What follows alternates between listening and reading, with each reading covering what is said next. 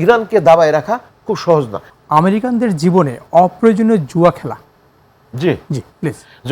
আপনি বুঝতে পারছেন যে ওনার তথ্যটা, এবং কমলা হ্যারিস খুব মানে যেন তেন লোক না, অবশ্যই রাইট।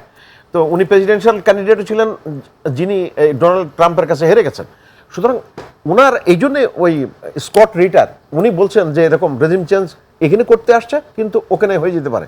দেখেন ইরানের এই যে সুপ্রিম লিডারের যে নির্বাচনটা, এটা কিন্তু একেবারে আলাপ আলোচনা করেই হয়ে গেছে।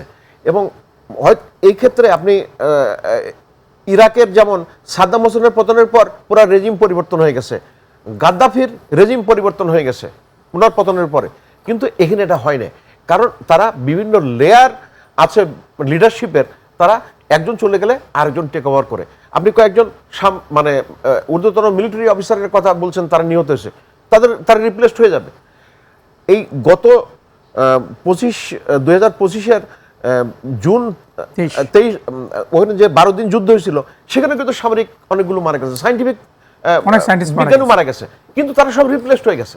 সো এইটাই হচ্ছে একটা জাতির যে সক্ষমতা, সেটার একটা বড় প্রমাণ। এবং এই জন্যে ইরানকে দাবায় রাখা খুব সহজ না।